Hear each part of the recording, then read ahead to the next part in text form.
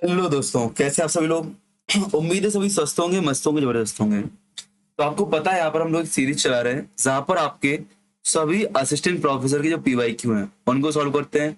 Daily एक paper को लेते हैं इतिहास विषय पर डेली एक पेपर को लेते हैं। और यह सीरीज आपके लिए UGC net set assistant professor lecturer जो आपके होते हैं केवीएस एनवीएस टीजीटी पीजीटी इत्यादि एग्जाम, जो भी इतिहास विषय का आपका सब्जेक्टिव एग्जाम होता है, उन सभी के लिए आपके लिए महत्वपूर्ण सीरीज है, याद रखना।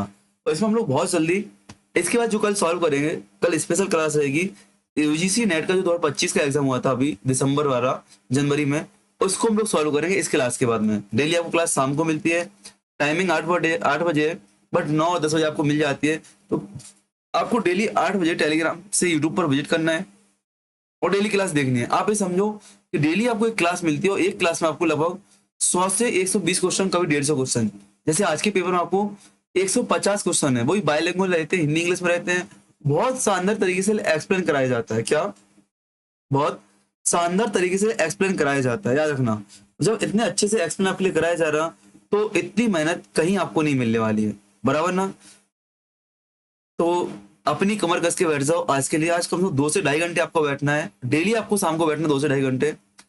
और डेली आपको नोट्स बनाने हैं, जो भी आपको काम का फैक्ट मिलता है, इंपोर्टेंट फैक्ट मिलता है, आपको कंटेंट आपको नोट करते जाना है। एक देखो, मैं बोलता हूँ थ्योरी आप अपने आप से पढ़ लो, बुक पढ़ लो, थ्योरी की जो क्लास मैंने करा रखी है उनको कर लो, और प्रैक्टिस के लिए डेली यहाँ पे बैठ जाओ। प्रैक्टिस के लिए यहाँ पे बैठ जाओ, इतनी शानदार प्रैक्टिस होती है, इतने अच्छे क्वेश्चन मिलते हैं जो आपको बुक से नहीं मिलती है। लेकिन जब तक आपने थ्योरी नहीं पढ़ी होगी ना, आपका काम एमसीक्यू से नहीं चलेगा कोई भी एग्जाम आपको, ठीक है ना।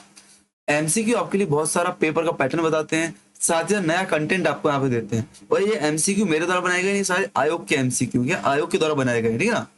क्वेश्चन है आपके पास, which statement about the Varanasi is not true.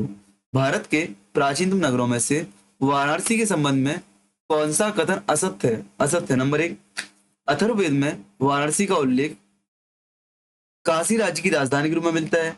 महाजनपद काल में काशी एक जनपद थी। चीनी यात्रियों ने वाराणसी को पोल लो नी से कहा है। बिम्बिसार ने कौशल नरेश प्रसेनजीत से युद्ध करके काशी प्राप्त की थी। तो कौन सा यहाँ पे कथन सही नहीं, आपको बताना है। क्या बताना है आपको? D is a right answer. आपको यहाँ पे क्या, बिम्बिसार ने कौशल नरेश,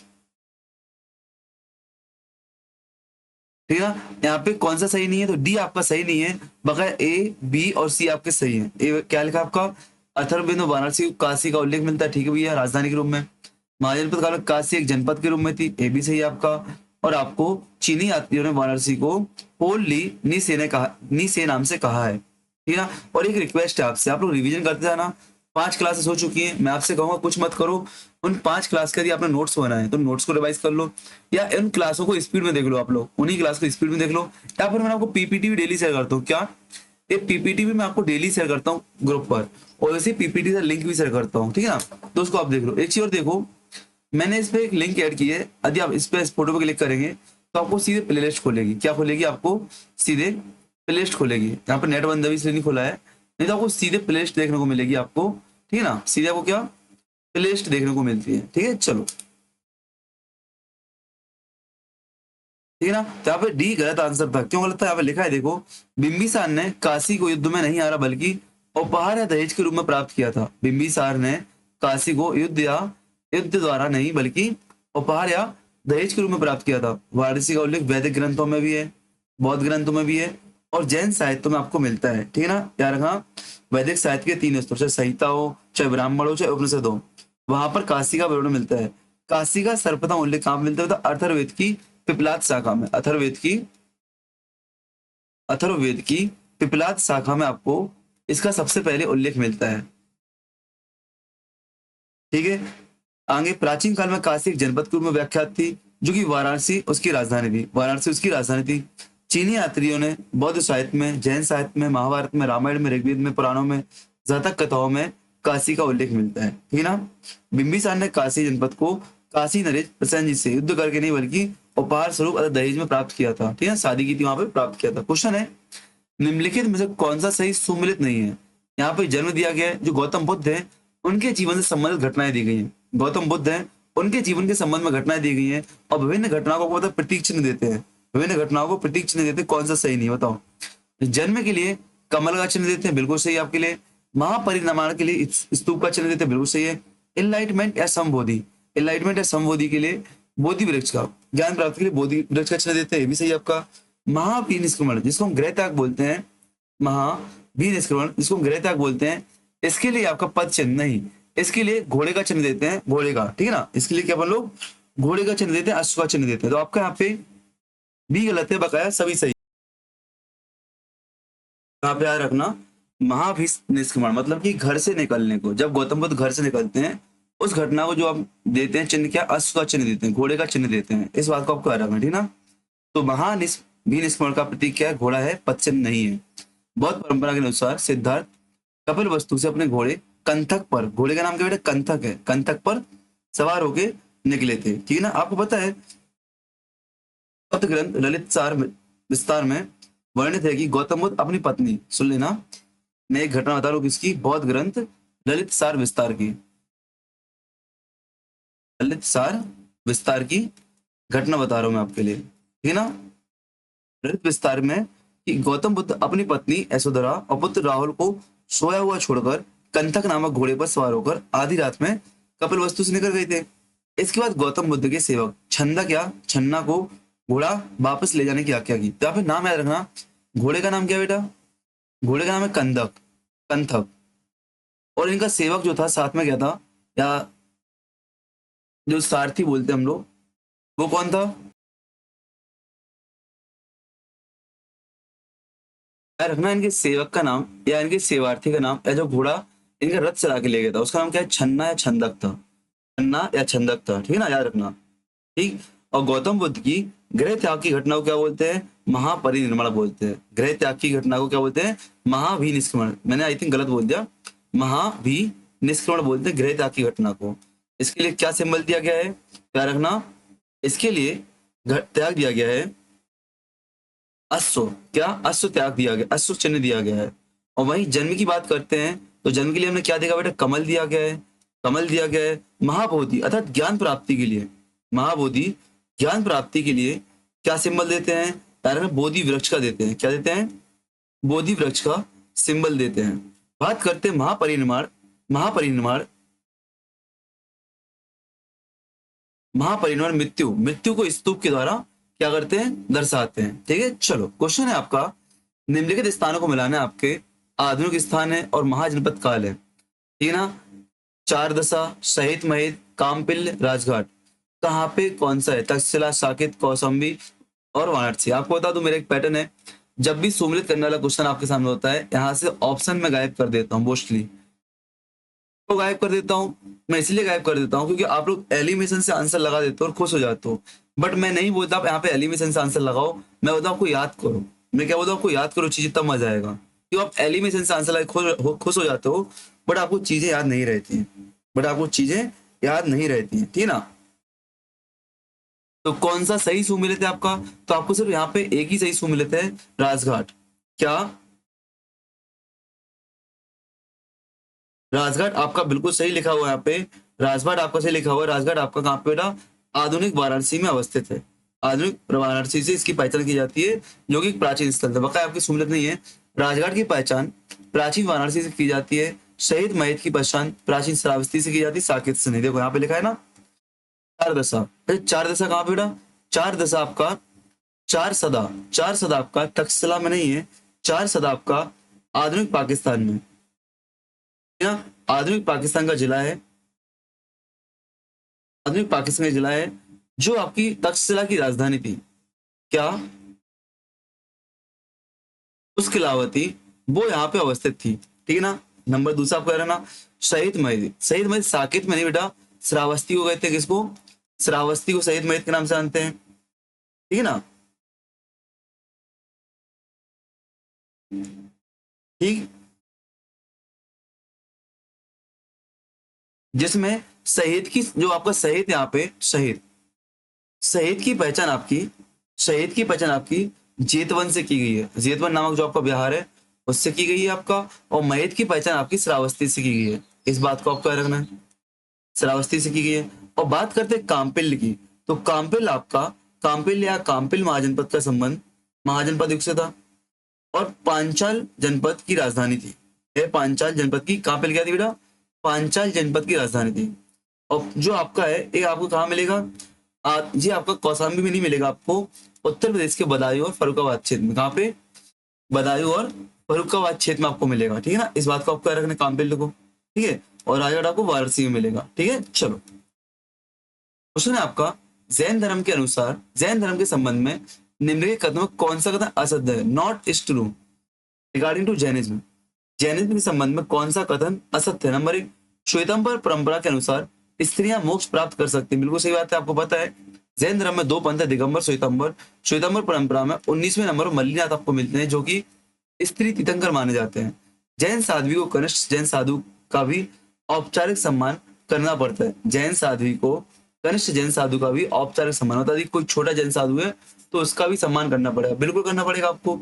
जो आपका जैन साध्वी है उसमें अगर जैन साध्वी बड़े पद पर और जैन साधु छोटा है तो उसका सम्मान करना पड़ता क्यों?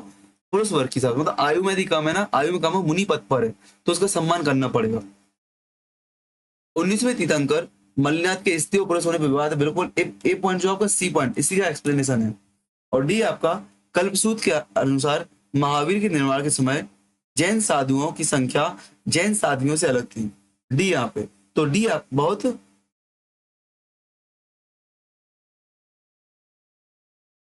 क्या कल्पसूत्र के अनुसार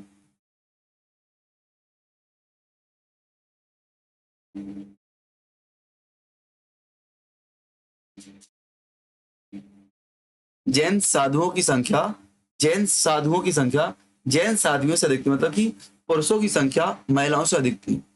पुरुषों की संख्या महिलाओं से अधिक थी, ठीक है ना। तो क्या पॉइंट सही है? तो ए वाला आपका पॉइंट गलत है, ए वाला पॉइंट आपका गलत है। बकाया आपका ए, बी और सी सही यहाँ पे लिखा हुआ देखो। कल्पसूत्र के अनुसार महावीर के निर्माण के तौर पर जैन साध्वियों की संख्या जैन साधुओं से अधिक थी, ठीक है ना। यार ना, महिलाओं की संख्या अलग थी, पुरुषों की नहीं। महिलाओं की संख्या अधिक थी, पुरुषों की नहीं। बट क्वेश्चन में क्या होता है? पुरुषों की संख्या अधिक थी। यह जैन धर्म में महिलाओं की महत्वपूर्ण भूमिका को दर्शाता है। जैन धर्म में क्या महत्वपूर्ण भूमिका को दर्शाता है, ठीक है ना। कल्पसूत्र के अनुसार महावीर की मृत्यु हुई उस समय 1400 परिवार 14,000 परिवार जब 36,000 जैन साध्वी 36,000 जैन साध्वी 1,59,000 जैन आयोजक पुरुष मृत्यु महोत्सव को आयोजन करने वाले, और 3,18,000 जैन आयोजक स्त्रियां, जैन आयोजक फीमेल। और यहाँ पे मेल, यहाँ पे क्या आपके मेल है या फीमेल है। और साथ ही साथ उनके जीवन काल में 1400 स्त्रियों ने निर्माण प्राप्त किया और 700 पुरुषों ने। कितना? महावीर के जीवन काल में 1400 स्त्रियों ने निर्माण प्राप्त किया और आपके 700 पुरुषों ने निर्माण प्राप्त किया। सामान्य स्त्री वर्ग को जैन धर्म की ओर आकर्षित करने हेतु जैन साध्वियों की महत्वपूर्ण भूमिका रही है। आप देख सकते हो किस प्रकार से जैन साहित्य में जैन धर्म में महिलाओं की भूमिका आपकी अधिक रही है। क्वेश्चन है, महाजनपद कालीन आर्थिक जीवन के संबंध में निम्नलिखित कथनों को पढ़िए और बताना कौन सा सही कौन सा गलत है। नंबर 1, पाली ग्रंथों में गृहपति शब्द का प्रयोग ऐसे समृद्ध व्यक्तियों के लिए हुआ जो शिल्प और निर्माण कार्यों में संलग्न थे। तो जो गृहपति था समृद्ध व्यक्तियों के लिए हुआ जिनका जो शिल्प और निर्माण कार्य संलग्न थे। दूसरा पॉइंट है, पाली ग्रंथों में सेठी शब्द का प्रयोग उच्च स्तर के व्यापारियों और साहूकारों के लिए हुआ है। तो इसका आंसर क्या होगा बताओ? इसका आंसर क्या होगा? क्या दोनों सही हैं? दोनों गलत हैं? Only one statement true, only second true, 1 और 2 दोनों गलत हैं या दोनों सही हैं? तो यहाँ पे आंसर डी आपका राइट आंसर है। दोनों आपके सही है, दोनों आपके सही है, ठीक है ना, याद रखना।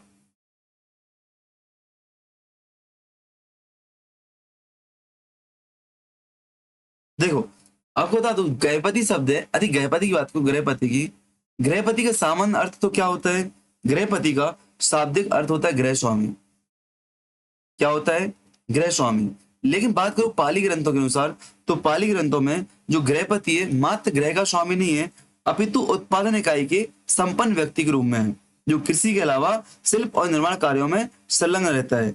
इसी क्रम में ग्रामीण क्षेत्रों में और कभी कभी नगरों में अवस्थित व्यापारियों को सेट्टी या गैपति सेट्टी कहा जाता। क्या? सेट्टी या गैपति सेट्टी कहा जाता था। ये वर्ग उच्च व्यवसायी वर्ग से संबंधित था, जो वाणिज्य साहूकारी का भी कार्य करते थे। ध्यान रखना, महाजनपद काल में गैपति शब्द उत्पादक वर्ग का प्रतिनिधित्व करता है, इस प्रकार सेट्टी शब्द व्यापार और साहूकारी से जुड़े धनी व्यापारी के लिए प्रयुक्त होता है। ठीक है ना? तो याद रखना, मैंने जो बात बताई वो याद रखना है यहाँ पे। भैया गृहपति का सामान्य तो गैर स्वामी है, बट पाली ग्रंथ के अनुसार क्या होता है, सिर्फ स्वामी नहीं होता है, शिल्प और निर्माण कार्यों में भी संलग्न रहता है कृषि के साथ साथ। क्वेश्चन नंबर 6 है आपका, महाजनपद काल में। अब देखो, ऐसे क्वेश्चन जब भी आते हैं ना हम लोग गलत कर लेते हैं।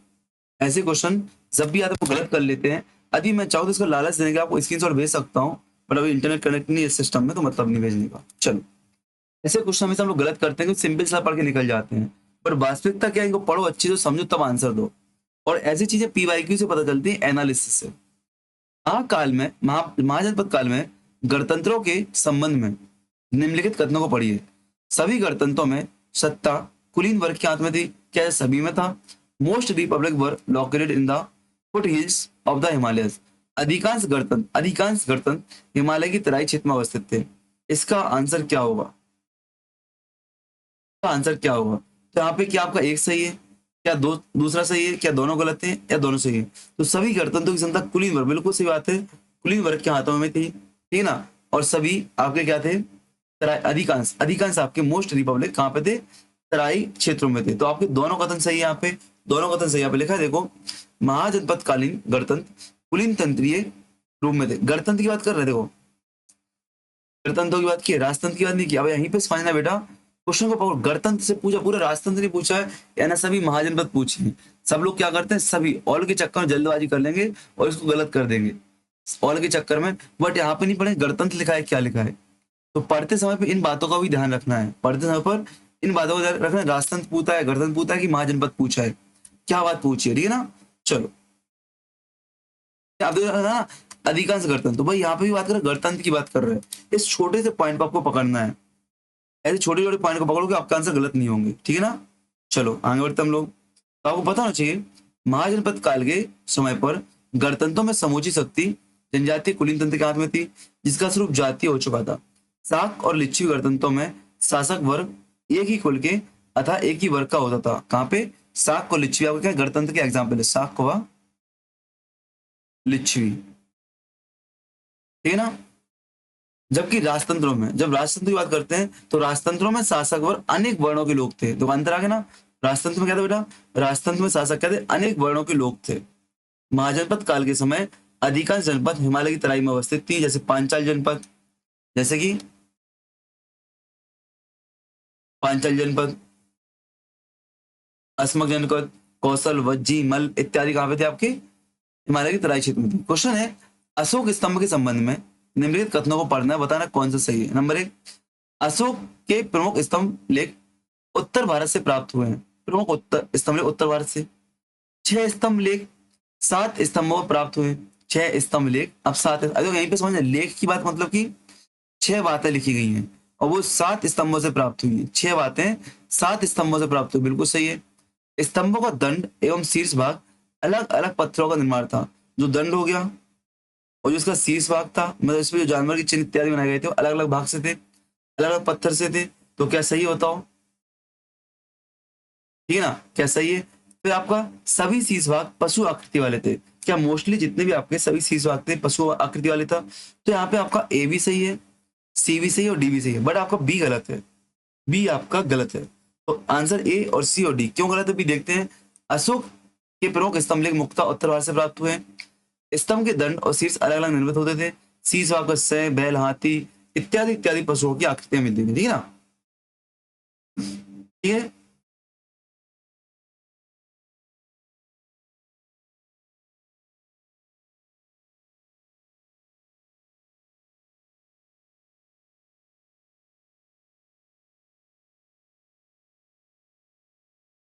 ठीक है, तो याद रखना 6 स्तंभ लेख 7 स्तंभ यहाँ पे स्थान लिखना था बेटा, स्थान लिखे। 6 स्तंभ लेख 7 तो नहीं, 7 स्तंभ लेख कितने बेटे? 7 स्तंभ लेख 6 स्थानों से, 6 अलग अलग स्थानों से प्राप्त हुए। सेंटेंस आना स्तंभ नहीं, स्थान लिखना बेटा।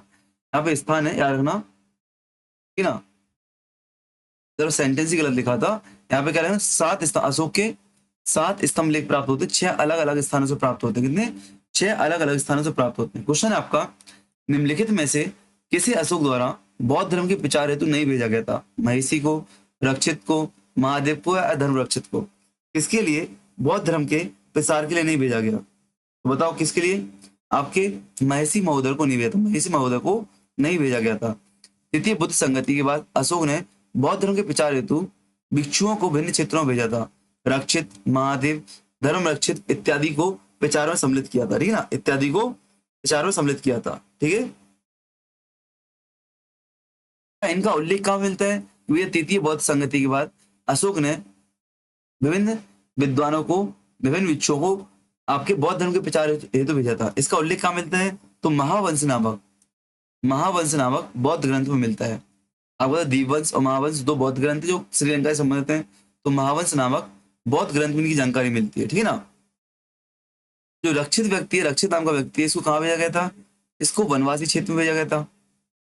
वनवासी जो कि कहाँ पे? उत्तरी कन्नड़ क्षेत्र, आपका उत्तरी कन्नड़ का क्षेत्र कहा जाता है, ठीक है ना।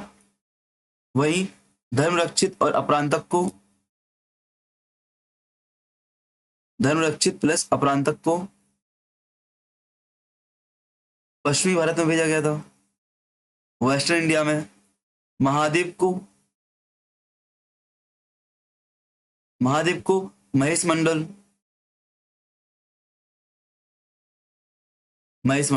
कहाँ पे बेटा? नर्मदा के दक्षिणावर्ती प्रदेश अथवा मैसूर, ठीक है ना, जिसको मानधाता बोलते हैं, मानधाता क्षेत्र में।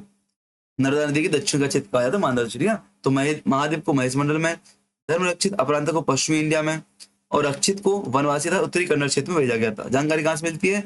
महावंश नामक बौद्ध ग्रंथ से मिलती है। मौर्य राज्य अत्यधिक केंद्रीकृत राज्य था। विशाल मौर्य साम्राज्य प्रांतों में विभाजित था जिन पर सामंतर राजकुमार राज करते थे। बताओ, मौर्य राज्य अत्यधिक केंद्रीकृत राज्य था, विशाल मौर्य साम्राज्य प्रांतों में विभाजित था जिन पर सामंतर राजकुमार राज्य करते थे। आंसर क्या होगा? क्या दोनों सही है या दोनों गलत है या दोनों व्याख्या भी करते हैं? बताओ। तो पॉइंट तो आपके दोनों सही है, दोनों पॉइंट सही है, but is not correct explanation. आपके दोनों ट्रू है बट एक्सप्लेनेशन नहीं करते, ठीक है ना। चलो, अब लिखा है अर्थशास्त्र में मौर्य प्रशासन को अत्यधिक केंद्रीकृत बताया गया है। यद्यपि साम्राज्य प्रांतों में विभाजित था, परंतु केवल यही तथ्य उसकी केंद्रीकृत प्रकृति की पूर्ण व्याख्या नहीं करता है, ठीक है ना। आपको पता है अर्थशास्त्र में क्या है? मौर्यकालीन केंद्रीय प्रशासन का अत्यंत विवरण किया गया है। मौर्य राज्य वस्तु एक राजतंत्र था जिसके केंद्र में एक शक्तिशाली सम्राट होता था, जिसे अनेक विभागों में डिवाइड किया जाता था। विभाग को क्या? विभाग को तीर्थ करते थे। विभाग को क्या? विभागों को तीर्थ कहा जाता था। विशाल मौर्य सम्राट कई प्रांतों में बटा हुआ था। राष्ट्रीय गवर्नर अथवा कुमार अथवा इन्हें आर्यपुत्र के नाम से जाना जाता था। प्रांतीय गवर्नर प्रायः राजकुल से संबंधित होता था। कभी कभी योग्यता के आधार पर भी राज्यपाल नियुक्त किए जाते थे, ठीक है ना। जो कुमार शब्द है शामर राजकुमार का द्योतक है, ठीक है ना। चलो, तो पॉइंट दोनों से, बट व्याख्या नहीं कर रहा था, कुछ एक्स्ट्रा पॉइंट मैंने आपको बता दिए कि विभाग को क्या अपन तीर्थ कहते हैं। क्वेश्चन नंबर 10वां है, निम्नलिखित यूनानी शासकों का उसके क्षेत्रों से मिलान कीजिए। एंटियोकस, टॉलमी द्वितीय, एंटियोगोनस और मैगस इस क्षेत्र में आपके थे। यहाँ पे सुमिलित करना है आपको, यहाँ पे सुमिलित करना है। ऑप्शन में खा गया हूँ, क्यों? आपको एलिवेशन नहीं करना, आपको याद करना है, ठीक है ना। आपको एलिवेट नहीं, आपको याद करना है, ठीक है ना। तब होता है जो एंटियोकस द्वितीय है आपका किस क्षेत्र में था बेटा? मिस्र क्षेत्र में था। इसमें मिस्र क्षेत्र में A का 3 हो जाएगा। टॉलमी द्वितीय आपका था, टॉलमी द्वितीय साइरेन क्षेत्र में, आपका B का 1 हो जाएगा। फिर आपका एंटीगोनस आपको मैसेडोनिया में था, मैसेडोनिया का शासक था एंटीगोनस, C का 2 हो जाएगा। और मैगस आपका सीरिया में या साइरेन में, तो D का 4 हो जाएगा। 3, 1, 2, 4 आपका आंसर होना चाहिए था यहाँ पे, ठीक है ना। देखो यहाँ पे लिखे हुए सारे याद करो। एंटीओगस द्वितीय, एंटीओगस आपका कहाँ पे बेटा? सीरिया में मिलेगा। टॉलमी आपको मिस्र में मिलेगा, इजिप्ट में मिलेगा। एंटीओगस आपको यहाँ पे एंटीओगस था, एंटीओगोनस है, यहाँ पे एंटीओगोनस आपको मैसेडोनिया में, और आपको मगस आपको साइरेन में मिलेगा। कहाँ पे? साइरेन में मिलेगा। आपको पता है जो अशोक के शिलालेख हैं 13 से 15 है। अशोक के शिलालेख 13 नंबर 5 है। अशोक का शिलालेख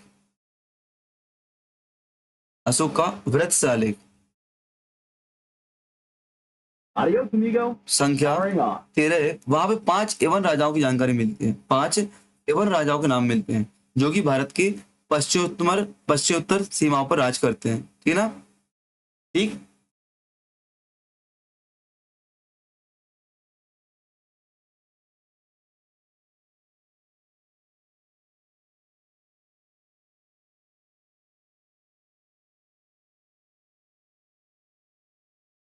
ठीक है, चलो आगे बढ़ते हम लोग।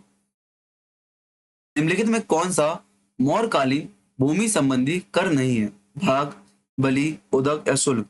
तो कौन सा आपका मौर्य काल में कर नहीं है? तो बोला शुल्क आपका मौर्य काल में कर नहीं है। क्या? भूमि करनी है, कर तो है। शुल्क आपका कर तो है बट भूमि करनी है। किससे संबंधित बेटा? सीमा कर से। किससे? सीमा कर से संबंधित है। सीमा कर से संबंधित है, ठीक है ना। तो भाग आपको पता है भाग क्या होता था? भाग आपका एग्रीकल्चर का पार्ट होता था, ठीक है, जो कि लैंड रेवेन्यू के रूप में क्या करते थे? मौर्यकालीन लोग उगाते थे। बलि क्या था आपका? बलि, बलि आपका धार्मिक कर था जो कि राजा को दिया जाता था। उदक क्या था आपका? उदक आपका सिंचाई कर था, वाटर इरिगेशन कर लिया जाता था किससे? कृषकों से, ठीक है ना, जो 1/5 तक होता था, ठीक है ना। चलो, शुल्क क्या था बेटा आपको? शुल्क सीमा या व्यापारिक कर था। शुल्क क्या? व्यापारिक कर था, भूमि कर नहीं था, ठीक है। चलो आगे बढ़ते हैं। तो भाग, बलि, उदक याद रखना। जैसे एक बार देख लो, भाग क्या था आपका? भाग आपका एग्रीकल्चर, जो आपका उत्पाद था उस पर लिया जाता था निजी भूमि से। जो बलि था आपका धार्मिक कर था। उदक आपका वाटर इरिगेशन था, ठीक है। शुल्क आपका सीमा संबंध। क्वेश्चन है, शुंगकालीन यवन आक्रमण के संबंध में निम्नलिखित उल्लेख किस ग्रंथ में मिलता है? शुंगकालीन यवन आक्रमण के संबंध में उल्लेख किस ग्रंथ में मिलता है? किसका? कौन सा उल्लेख? अरुण यवन शाकेतम। इस संस्कृत का वाक्य लिखा है, अरुण यवन शाकेतम अरुण यवनो मध्यमाकम। क्या इसको लिख दो अगर मैं? अरुण यवनम शाकेतम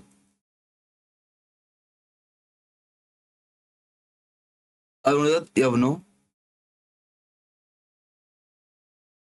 माध्यमिकाम।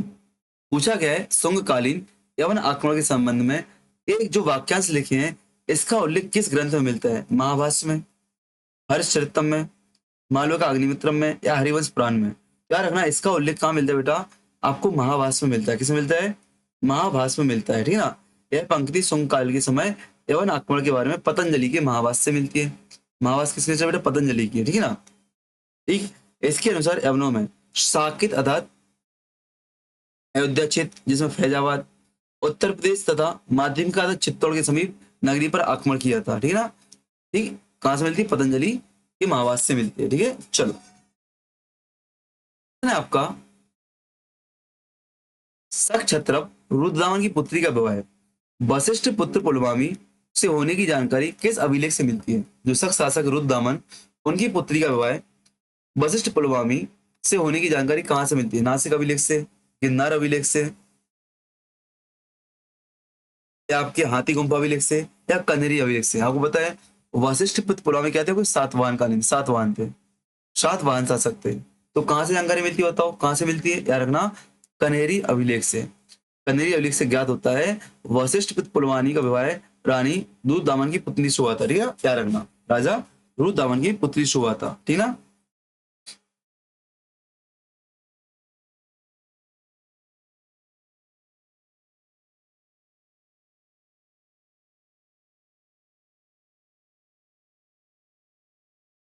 ये चलो आगे बढ़ते हम लोग।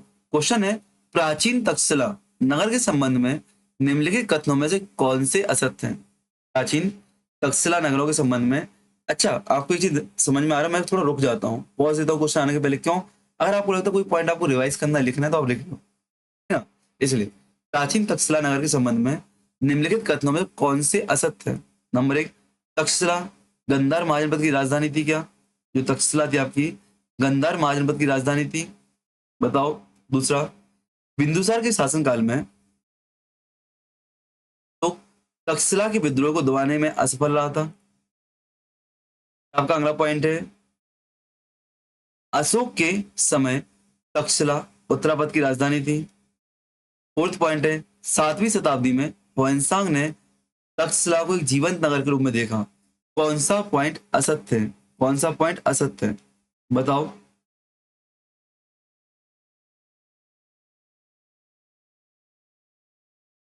बताओ कौन सा पॉइंट असत्य है? तो यहाँ पे जो असत पॉइंट आपके बेटा याद रखना, आपका डी असत्य है और आपका बी असत्य है। डी और बी असत्य है, बकाया आपका ए और सी सही है। तो तक्षशिला गंधार की राजधानी थी, बिल्कुल सही बात है। और अशोक के समय पे तक्षशिला उत्तरापद की राजधानी, ए भी सही है आपका, ए भी सही है। और बिंदुसार के टाइम पे अशोक में विद्रोह हुआ था, तक्षशिला में विद्रोह हुआ था, अशोक दबाने के लिए गया था और सफल रहा था, असफल नहीं रहा था, ठीक है ना। इस बात को आपको याद रखना है, ठीक है।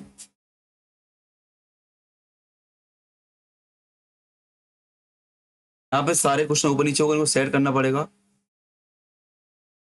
यहाँ पे सारे क्वेश्चन ऊपर नीचे होगा, इसको सेट करना पड़ेगा मुझे, टाइम लग जाएगा। तो कुछ ही क्वेश्चन ऊपर नीचे हुए हैं, ठीक है। जो क्वेश्चन ऊपर नीचे हुए ना, इनको नहीं सेट कर लूँ, अभी सेट कर लूँ मैं। क्लास को आगे से बढ़ाने से पहले सेट करूंगा मैं। आंसर देख लो पहले आप लोग। अशोक तक्षशिला के विद्रोह को नियंत्रित करने में सफल रहा, ठीक है ना। और 7वीं शताब्दी में तक्षशिला का पतन हो चुका था, इसलिए ह्वेनसांग ने इसे जीवंत नगर रूप में नहीं देखा। दो घटना बताते हैं आपके लिए, सुनना यहाँ पे। दिव्य वदान नामक बौद्ध ग्रंथ है, क्या? दिव्य वदान नामक बौद्ध ग्रंथ है। इससे जानकारी मिलती है कि बिंदुसार ने अपने सबसे बड़े पुत्र सुसीम को, क्या अपने सबसे बड़े पुत्र सुसीम को उत्तरापद की राजधानी तक्षशिला का, वह अपने द्वितीय पुत्र अशोक को मध्य प्रांत की राजधानी उज्जैन का या उज्जैनी का राज्यपाल नियुक्त किया था, क्योंकि तक्षशिला की जनता ने विरोध कर दिया था। सुसीम, जो इस समय तक्षशिला का प्रांतपति था, इस विद्रोह को शांत नहीं कर सका, अतः अशोक को उज्जैनी से तक्षशिला भेजा गया और वहां के निवासियों ने अशोक से निवेदन किया कि ना तो हम कुमार के विरुद्ध हैं, ना ही राजा बिंदुसार के विरुद्ध, परंतु दुष्ट अमात्य हमारा परिभव करते हैं, ठीक है ना। जो दुष्ट अमात्य हैं उनके खिलाफ ये लोग थे, ठीक है ना। यानी तो अमात्यों के खिलाफ आंदोलन हुआ। एक क्वेश्चन ही बन सकता है किसके खिलाफ? अमात्यों के खिलाफ, ठीक है ना। और फिर यहाँ पे जो बात आई 7वीं शताब्दी की, तो 7वीं शताब्दी में तक्षशिला का वर्णन सुनकर एक चीनी यात्री ह्वेनसांग यहाँ पहुंचा, परंतु यहाँ पर उसने ना पढ़ाई की ना अभ्यास संबंधी गतिविधि की, क्योंकि यहाँ पे उसको कुछ मिला ही नहीं, यहाँ पे उसको कुछ मिला ही नहीं। तो बड़ी शौक से पहुंच गए, बट यहाँ पे कुछ मिला नहीं, बाद में कहाँ पहुंचते, वैसे नालंदा पहुंच जाते, ठीक है ना। चलो, क्वेश्चन है आपका, निम्नलिखित सातवाहन शासकों का सही कालक्रम में व्यवस्थित कीजिए। यहाँ पे सातवाहन शासक दिए गए, इसको कालक्रम से लगाना है आपको, ठीक है ना। इसको कालक्रम से लगाना है। वशिष्ठ पुलवामी, गौतमीपुत्र सातकर्णी, सातकर्णी प्रथम और सिमो। तो बताओ सातवाहन शासकों का क्रम बताओ। पता है, अगर मैं एक, आप सुन लेना पहले, इसका आंसर यहाँ पे क्या है, देखो आंसर देख लो यहाँ पे, बाद में ठीक करता हूँ।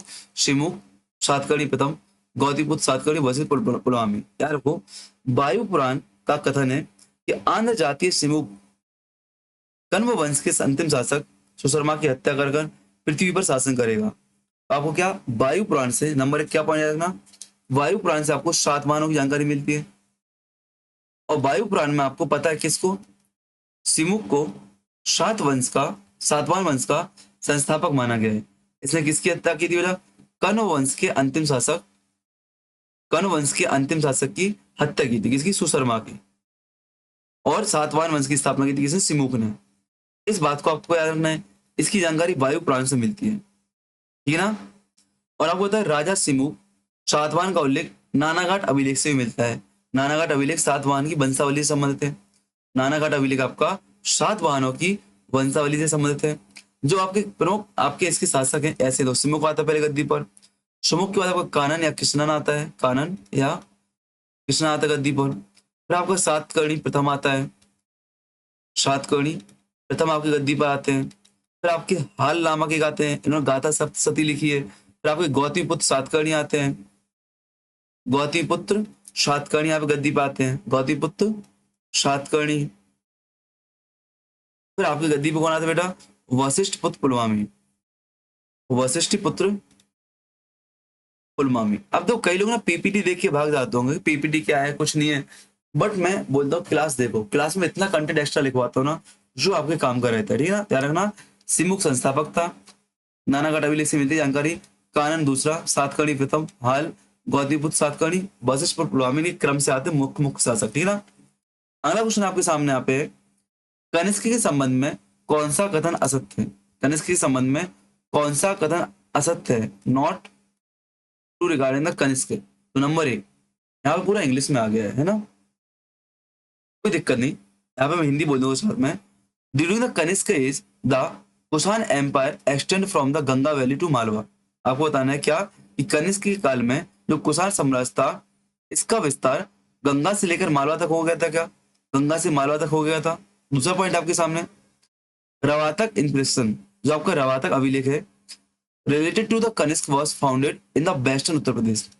क्या रवातक अभिलेख जो कनिष्क से संबंधित है पश्चिमी उत्तर प्रदेश से प्राप्त हुआ है? क्या पश्चिमी उत्तर प्रदेश से प्राप्त हुआ है? क्या number 3, Buddhist scholar like the Vasumitra and अश्वघोष were the patronised by Kanishka. मतलब कि जो आपके अश्वघोष हैं और बौद्ध विद्वान हैं, क्या वो कनिष्क के संरक्षण में थे? बिल्कुल थे। पेट्रोनाइज थे? बिल्कुल थे, ठीक ना। फिर अगला क्वेश्चन है, कौन coins of the Kanishka content Indian, Greek and western Asian religious symbol. मतलब कि जो कनिष्क के सिक्के मिलते हैं उनमें भारतीय, यूनानी और पश्चिम एशियाई धार्मिक परंपराओं के प्रतीक मिलते हैं? तो बिल्कुल मिलते हैं। तो आपको देखो, आपका बिल्कुल पहला भी सही है कि भैया इसका विस्तार गंगा वैली से लेकर मालवा तक हो गया था। इसका सी भी सही है कि भैया वसुमित्र और अश्वघोष जैसे विद्वान इसके दरबार में रहते थे। और कनिष्क के सिक्कों पर इंडियन, ग्रीक और आपको वेस्टर्न एशिया के जो धार्मिक चिन्ह वो मिलते हैं। बट आपका जो गलत है, आपका बी पॉइंट गलत है। क्यों?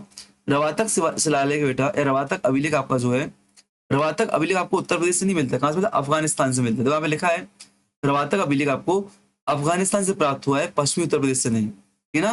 कहां से? अफगानिस्तान से प्राप्त हुआ है, अफगानिस्तान के बगलान प्रांत से। कहां से? अफगानिस्तान के बगलान प्रांत से आपको प्राप्त होता है, ठीक है ना। ठीक, इसमें आपको खोज कब की गई थी?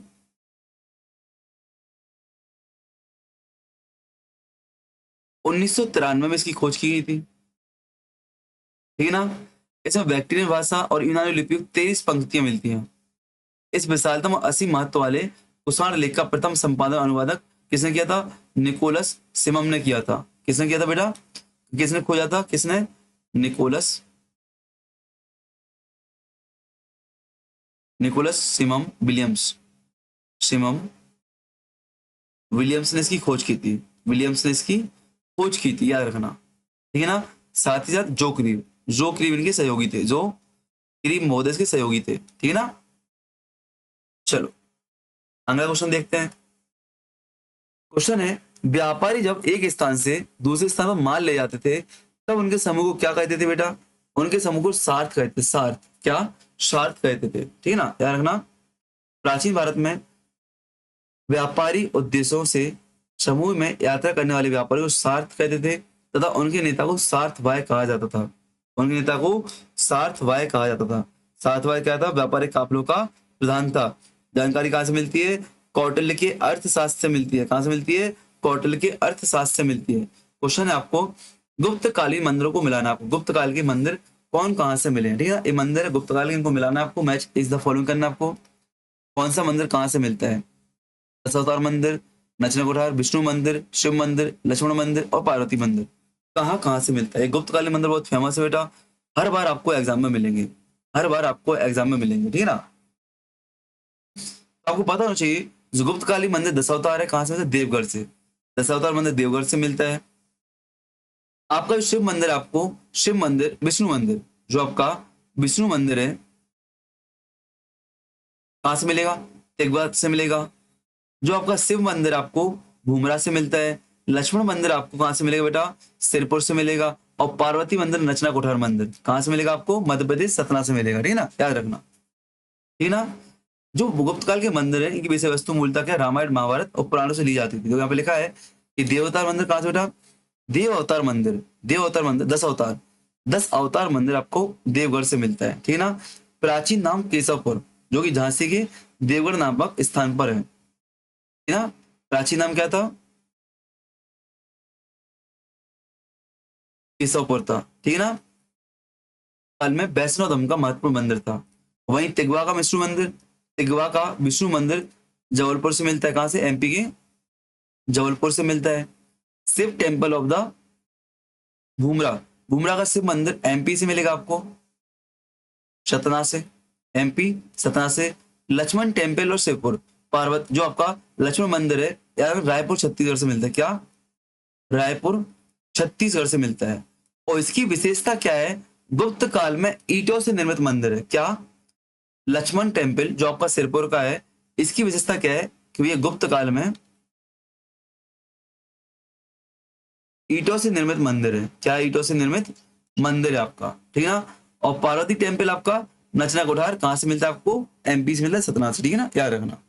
फिर मंदिर को बेटा याद रखना, कहां से प्राचीन नाम याद रखना, और नए नाम मैंने बता दी कहां कहां से मिलता है, ठीक है। चलो क्वेश्चन है, अय्या बोलो, अय्या बोलो से क्या तात्पर्य आपका? अय्या बोलो से क्या तात्पर्य है? नंबर 1, धातु कार्य करने वाली श्रेणी नहीं है। दक्षिण भारत में पूर्व मध्यकालीन ग्राम सभा भी नहीं है। दक्षिण भारत में ब्राह्मणों की संस्था भी नहीं है। तो क्या है बेटा? दक्षिण भारत में पूर्व मध्यकालीन शक्तिशाली श्रेणी संगठन है अय्या बोलो। क्या है? अय्या बोलो। इसको अपन नाना देसी नाम से भी जानते हैं, है कि नहीं? नाना देही देसी नाम से भी जानते हैं। ये तो यहाँ पे लिखा है, देखो, अय्या बोलो दक्षिण भारत की एक शक्तिशाली व्यापारिक संगठन थी। इसे एहोल अभिलेख में 500 स्वामी का, एहोल के 500 स्वामी के नाम से जाना जाता है, ठीक है ना। एहोल के 500 स्वामी नाम से जाना जाता है। दक्षिण भारत का एक पूर्व मध्यकालीन शक्तिशाली और सबसे महत्वपूर्ण नाना देशी नामक संगठन, जिसे अय्या बोलो कहते हैं, ठीक है ना। अच्छा, नाना देशी क्या थे आपके? नाना देशी व्यापारिक संगठनों को नाना देशी कहते हैं, याद रखना, ठीक है ना। अय्या बोलो मतलब कि 500 स्वामी के नाम से जाने वाला। एहोल भाल प्रवाह नदी घाटी में स्थित है, याद रखना। एहोल कहाँ पे? भाल प्रवाह नदी घाटी में स्थित, ठीक है, छोड़ दो, ठीक है। स्कंद गुप्त की हुड़ विजय का उल्लेख किस स्रोत में नहीं मिलता है? स्कंद गुप्त की हुड़ विजय का उल्लेख किस स्रोत में नहीं मिलता है? नंबर 1, जो आपका भीतरी अभिलेख है इसमें मिलता है, मिलता है। आश्री मंजू कल्प है, इसमें नहीं मिलता आपका। कथा सरित सागर में मिलता है, और चंद्र प्रवाह परिप्रेक्षा में मिलता है, परिप्रेक्षा में मिलता है, चंद्र प्रवाह परिप्रेक्षा में मिलता है। तो स्कंद गुप्त की हुड़ विजय का उल्लेख 3 स्रोतों, भीतरी अभिलेख, कथा सरित सागर और चंद्र प्रवाह परिप्रेक्षा में मिलता है, बट आर श्री मंजू मूल कल्प में नहीं मिलता है। तो स्कंद गुप्त की विजय उल्लेख यहाँ पे मिलता है, बट यहाँ पे नहीं मिलता। इस बात को आपको याद रखना, ठीक ना। क्या? तो सुन लेना, भीतरी स्तंभ अभिलेख। अच्छा, जो यहाँ पे कहाँ पे मिलता है बेटा? ये भीतरी स्तंभ अभिलेख कहाँ पे है? जो भीतरी स्तंभ अभिलेख है स्कंद गुप्त का, भीतरी स्तंभ अभिलेख है, जिससे होड़ आक्रमण की जानकारी मिलती है, स्तंभ गुप्त की विजय की जानकारी मिलती है। कहाँ पर है? तो ना यूपी में है, यूपी के गाजीपुर में, यूपी के गाजीपुर में अवस्थित है। Number 1 point. आगे आप बढ़ोगे तो दूसरा क्या आपका, इसमें क्या आपको पुष्पमित्र संग प्रहणों के साथ स्कंद गुप्त के युद्ध का स्पष्ट वर्णन मिलता है, ठीक है ना। इसमें क्या पुष्पमित्र के साथ और हणों के साथ आक्रमण का स्पष्ट उल्लेख मिलता है, ठीक है ना। साथ ही इसमें समुद्रगुप्त, चंद्रगुप्त द्वितीय और कुमारगुप्त प्रथम की माताओं का भी नाम मिलता है महादेवी के नाम पे, ठीक है ना। माताओं तथा उनकी उपाधि महादेवी की जानकारी मिलती है, ठीक है ना। चलो आगे बढ़ते हैं। चंद्रपरा परिप्रेक्षा में मिलता है, कथा सरित सागर में भी आपका उल्लेख मिलता है। आगे बढ़ते हैं। गुप्तकालीन प्रशासनिक अधिकारियों का उनके कार्यों से मिलान कीजिए। दंडपाशिक, महाप्रतिहार, महापक्षपलटक, महाबलाधिकृत। बताओ गुप्त काल में जो प्रशासनिक अधिकारी थे उनका आपको मिलान करना है, यहाँ पे उनका आपको मिलान करना है। मिलाओ बेटा। दंडपाशिक को क्या कहते थे? दंडपाशिक को क्या कहते थे बताओ। नंबर 1, दंडपाशिक को पुलिस, क्या जो पुलिस विभाग का प्रधान अधिकारी था दंडपाशिक था, तो एक आपका 4 हो जाएगा। महाप्रतिहार आपका जो था राजमहलों के रक्षक के प्रसाद, क्या उसमें था, ठीक ना। तो क्या आपका राजप्रसाद सिक्योरिटी, राजप्रसाद सिक्योरिटी, जो आपके राजमहल होते थे उनके रक्षकों के प्रधान के रूप में होता था। यही क्या करता था, जो आगंतुक आते थे आगंतुकों को सम्राट से मिलने की अनुमति देता था। कौन? महाप्रतिहार, ठीक है ना, महाप्रतिहार, ठीक है। और महाप्रतिहार का एक अन्य नाम भी मिलता है, वो क्या मिलता है? कुंच चुकी, कुंचुकी, कुंचुकी, इनका महाप्रतिहार का एक अन्य नाम मिलता है आपको। जो महाछप लटका होता है आपके, महाछप लटक, महाचपटिक, ये क्या करते थे आपके, ये आय व्यय का लेखा जोखा करते थे, आय व्यय का लेखा जोखा करते थे आपके भू राजस्व अधिकारी, क्या लैंड रेवेन्यू ऑफिसर होते आपके, आय व्यय का लेखा जोखा रखते थे। और जो महाबाला अधिकृत थे वो आपके क्या थे, सेना अध्यक्ष थे, क्या थे बेटा आपके, सेना अध्यक्ष हुआ करते थे, सेना का सर्वोच्च अधिकारी है सेनापति। यहाँ पे लिखा है देखो, दंड पासिक आपका पुलिस ऑफिसर, ठीक है ना, अपराधियार chief of the police guards, मैंने आपको बता दिया, महापचलट के आपके रेवेन्यू ऑफिसर, और महाबलाधिकृत आपके चीफ मिलिट्री ऑफिसर आपके होते थे, ठीक है। चलो क्वेश्चन है, हर्ष के प्रशासन में स्थापित नामक अधिकारी कौन था, हर्ष के प्रशासन में स्थापित नामक अधिकारी कौन था, हर्ष के शासन में बताओ। तो हर्ष के शासन में जो स्थापित नामक प्रशासक कौन था, क्या रात्रि में घूमने वाला गुप्तचर था, नहीं। क्या रानी वर्ष कर्मचारियों का निरीक्षक था, बिल्कुल सही है, यही था आपका, रानी वर्ष कर्मचारियों का निरीक्षक था, ठीक है ना, याद रखना। हर्ष के प्रशासन में स्थापित कौन था, रानी वर्ष कर्मचारियों का निरीक्षक था, इस बात को आपको याद रखना है, ठीक है ना। चलो है, हर्ष के प्रशासन में स्थापित नामक अधिकारी रानी वर्ष में नियुक्त कर्मचारियों का निरीक्षण करता था। दिव्य नामक अधिकारी आमद श्रेणी का लेखक था, दिव्य नामक अधिकारी क्या था, आमद श्रेणी का लेखक था, ठीक है ना, दिव्य, याद रखना। अब क्या था, रानी वास में नियुक्त जो कर्मचारी थे उनका कर्मचारियों का निरीक्षण कर रहा है, कर्मचारियों का निरीक्षण कर रहा है, ठीक है ना। और दिव्य नामक अधिकारी था कौन था, दिव्य नामक अधिकारी कौन होता था, आमद श्रेणी का लेखक था, ठीक है ना। चलो, टंडन रचित अवंती सुंदरी, टंडन के द्वारा लिखी गई अवंती सुंदरी कथा में मुख्यतः किस शासक के शासनकाल की जानकारी मिलती है, बताओ। नंबर 1 शिव स्कंद बर्मन, नरसिंह वर्मन, महेंद्र वर्मन या शिव विष्णु वर्मन। तो आपको पता है जो नरसिंह वर्मन द्वितीय था साहित्य और साहित्यकारों का संरक्षक था। रांची के जो महादेवी महाकवि हैं दंडन, उसकी राजसभा में निवास करते, किसकी, नरसिंह वर्मन द्वितीय की, नरसिंह वर्मन द्वितीय की राजसभा में निवास करते थे, ठीक है, कांची के महाकवि, ठीक है ना। दंडन द्वारा जो आपकी अवंती सुंदरी कथा लिखी गई है, इसमें अवंती सुंदरी, अवंती अवंती कहाँ पे, उज्जैनी का नाम है, तो मालवराज, ठीक है। अवंती सुंदरी जो कथा लिखी इसमें किसका उल्लेख है, मालवराज की पुत्री, मालवराज मानसार की पुत्री, मालवराज मानसार की पुत्री का वर्णन है, जो वाणकृत कादम्बरी की शैली से प्रभावित है, ठीक है, जो कादम्बरी है, कादम्बरी किसकी, वाण के द्वारा लिखी हुई रचना की कादम्बरी, उससे प्रभावित है, ठीक है ना। इस गद्य काव्य में पल्लव नरेश नरसिंह वर्मन द्वितीय की जानकारी मिलती है, ठीक है ना, याद रखना। हालांकि इस आयोग ने इसका आंसर क्या शिव विष्णु माना था, जो गलत था, है ना, नरसिंह वर्मन। हालांकि नरसिंह वर्मन द्वितीय आपका सही आंसर माना जाएगा यहाँ पे, ठीक है ना।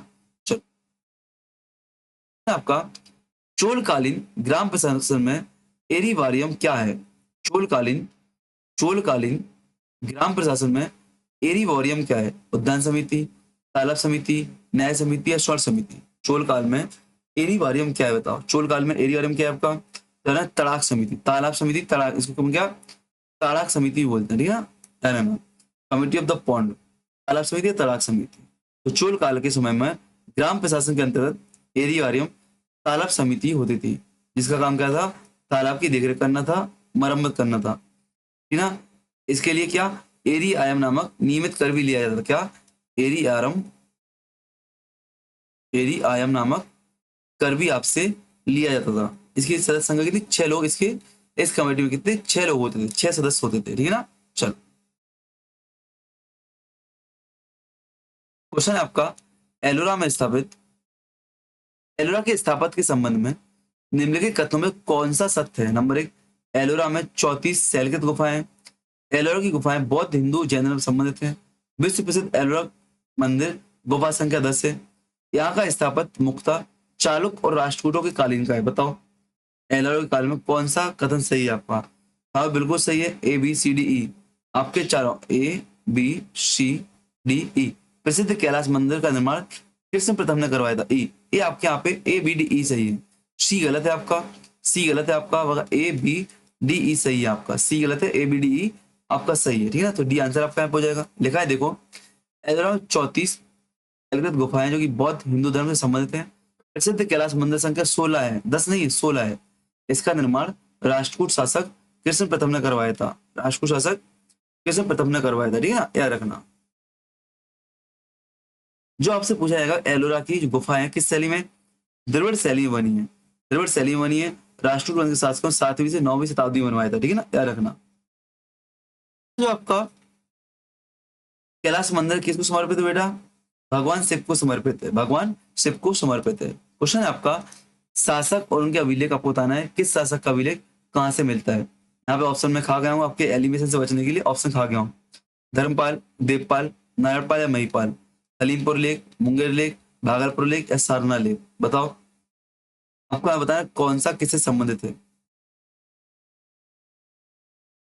यहाँ पे आपके बिल्कुल चारों सही दिए गए हैं कि धर्मपाल आपका हलीमपुर लेक से संबंधित है, देवपाल आपके मुंगेर लेक से संबंधित हैं, नारायणपाल आपके भागलपुर लेक से संबंधित हैं और महिपाल आपके सारनाथ अभिलेख से संबंधित है। ठीक है ना, आपके चारों पॉइंट आप सही दिए गए, क्रम से दिए गए, ठीक है ना। पाल शासकों के इतिहास के महत्वपूर्ण स्रोत है, आपसे पूछे आते हैं, याद करना। जो धर्मपाल का खलीमपुर अभिलेख है, इससे पता चलता है, क्या मालूम चलता है बेटा, इससे पता चलता है कि धर्मपाल ने कन्नौज में एक दरबार का आयोजन किया था और नालंदा विश्वविद्यालय के लिए 200 गांव दान में दिए थे, ठीक है। इससे क्या जानकारी मिलती है, कन्नौज दरबार की जानकारी मिलती है, धर्मपाल के कन्नौज दरबार की जानकारी मिलती है और नालंदा विश्वविद्यालय के 200 ग्रामों को दान में देने की जानकारी मिलती है खलीमपुर अभिलेख से। किसका है, धर्मपाल का। किसका बेटा, धर्मपाल का है। भाई बात करते हैं देवपाल के मुंगेर अभिलेख से, इससे क्या जानकारी मिलती है, इससे जानकारी मिलती है कि जावा के शैलेंद्र वंश के शासक बल पुत्र देव के अनुरोध पर देवपाल ने नालंदा में एक बौद्ध विहार बनवाने के हेतु 5 गांव दान में दिए थे, ठीक है ना। तो यहाँ पे क्या जानकारी मिलती है, देवपाल के मुंगेर अभिलेख से क्या मिलती है, जावा के संबंधों की जानकारी मिलती है। जावा के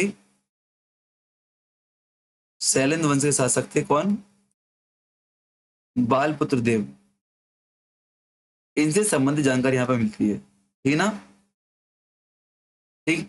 और जो नारायण पाल है आपके भागलपुर के, इससे क्या मिलती है, इनसे इसके 17वें वर्ष की जानकारी मिलती है।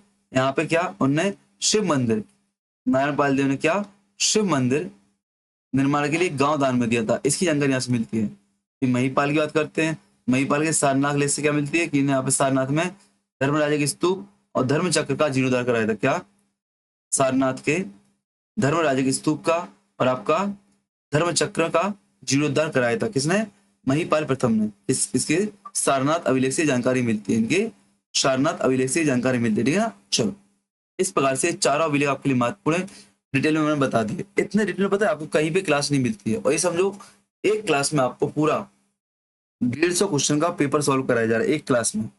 तो आप समझ लो कितना महत्वपूर्ण, कितने फैक्ट आपके रिवाज होंगे एंशियंट से लेकर मिडिवल तक, विद कल्चर के, विद वर्ल्ड हिस्ट्री के, आपके सारे हिस्टोग्राफी, सारे महत्वपूर्ण फैक्ट आपके रिवाइज होते हैं एक पेपर में। और डेली यदि आप एक पेपर सॉल्व कर रहे हो मेरे साथ, तो आपको कितनी सारी चीजें मिल रही हैं, और आप पेन कॉपी लेके बैठ रहे हो तो आप बहुत सारी चीजें नोट भी कर रहे हो, ठीक है ना। मैं मानता हूँ ये क्लास 2 घंटे की, मुझे बनाने 5 घंटे लगते हैं, आपको पढ़ने में भी 2 घंटे क्लास को 3 से 4 घंटे लग ही जाते हो, क्यों, तो बार बार चीजें लिखते होंगे, ठीक है ना।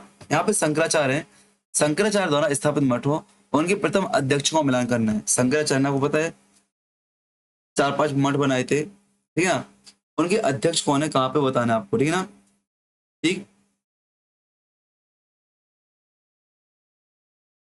ठीक है ना। तो ये आपके चारों शिष्य हैं, शंकराचार्य के साथ शिष्य है, ठीक है ना। क्या रखना, सिंगरेरी मठ में आपको किसके लिए, सिंगेरी मठ में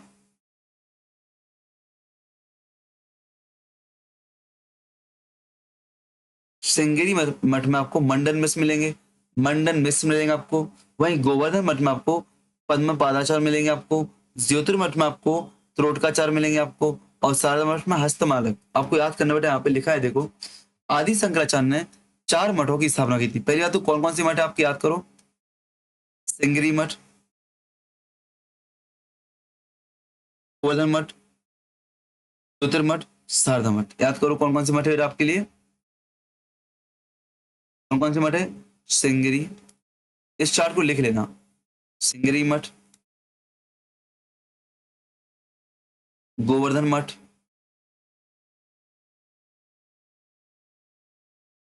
ज्योतिर्मठ, शारदा मठ। अच्छा, ये मठ किस किस राज्य में है? इसका आंसर आपको देना किस किस राज्य में है और किन किन मंदिरों से संबंधित है। यदि बात करो सिंगेरी मठ का प्रधान किसको नियुक्त किया था इन्होंने? सिंगेरी मठ का प्रधान बेटा किसको? मंडन मिश्र को। इसको मंडन मिश्र को। कभी कभी आपको यहाँ पे नाम लिखेगा सुरेश्वर नाथ भी नाम लिखने को मिल जाएगा। क्या? सुरेश्वर नाथ नाम मिल जाएगा आपको। गोवर्धन मठ में किसको नियुक्त किया था? पद्म पदाचार को। पद्म पादाचार को नियुक्त किया था। ज्योतिर्मठ में आपको त्रोटकाचार्य त्रोटकाचार्य को। और शारदा मठ में हस्तमलक को। किसको? हस्तमलक को नियुक्त किया था। हस्तमलक को नियुक्त किया था, ये आपको ध्यान रखना है, ठीक ना। क्वेश्चन है आपका 28, अंकोर वाट मंदिर के संबंध में निम्नलिखित कथन में कौन सा असत्य है? अंकुर वाट मंदिर के संबंध में कौन सा असत्य है? असत्य बताना है। क्वेश्चन यहाँ पे, इसका निर्माण शूरवर्मन द्वितीय ने कराया था। शूरवर्मन द्वितीय ने कराया था, बिल्कुल सही पॉइंट है। पूरा मंदिर ईंट और पत्थर से बना है। क्या पूरा मंदिर ईंट और पत्थर से बना है? देखते हैं अपन लोग। इसकी दीवारों पर रामायण की कथा का उल्लेख है, बिल्कुल सही पॉइंट है। यह मंदिर अंकुर मंडल भगवान विष्णु को समर्पित है। भगवान विष्णु को समर्पित, ये भी आपका सही है, ठीक है ना। ये भी आपका सही, बिल्कुल सही है, ठीक है ना, याद रखना। आपका जो गलत है यहाँ पे भी आपका गलत है। मंदिर ईंट पत्थर से नहीं बना हुआ। यहाँ पर लिखा है देखो, अंकुरवाट मंदिर का निर्माण बलुआ पत्थर से निर्मित है, केवल ईंट पत्थर से नहीं।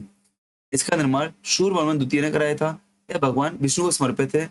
मंदिर की दीवार पर रामायण और की विस्तृत कथा है। सुनना यहाँ पे, मैं बोल रहा हूँ, अंकुरवाट मंदिर का निर्माण 12वीं शताब्दी के आरंभ में राजा शूरवर्मा द्वितीय ने कराया था, ठीक है ना। वैसे इसका निर्माण, क्या रखना, वैसे इसका निर्माण कार्य कब शुरू हुआ था?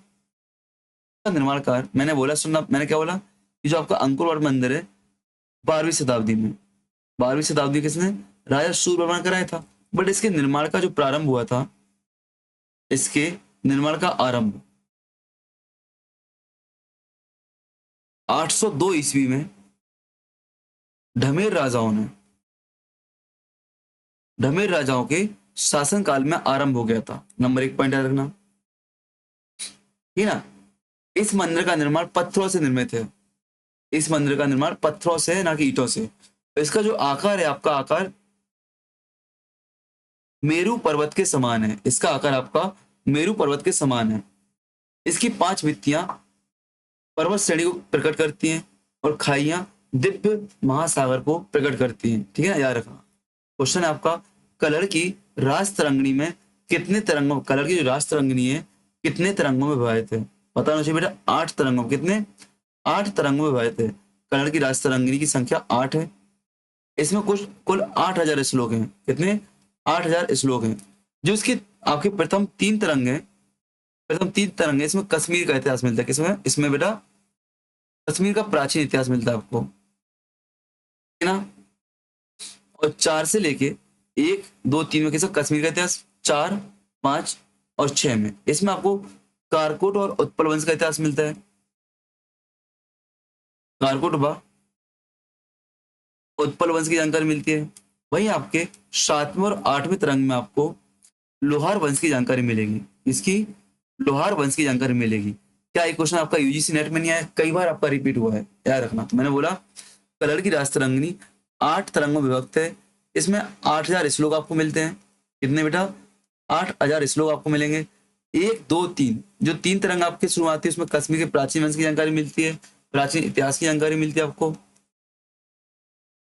4, 5, 6 में आपको कारकोट और उत्पल वंश की जानकारी मिलेगी। 7 और 8 में आपको लोहार वंश की, 7 और 8 में आपको लोहार वंश की जानकारी मिलेगी। आते क्वेश्चन अगले पर, निम्नलिखित में कौन सा युग में सही सुमेलित नहीं है? कौन सा युग में सही सुमेलित नहीं है? यहाँ पे आपको राइटर दिए गए हैं, यहाँ पे आपकी बुक्स दी गई है। नंबर 1 बेलहन की बुक्स दी गई है, विक्रम देव चरितम। क्या बेलहन है? विक्रम देव चरितम लिखा है। दूसरा आपका लिखा है यहाँ पे जयानक। क्या जयानक ने पृथ्वीराज विजय लिखा है?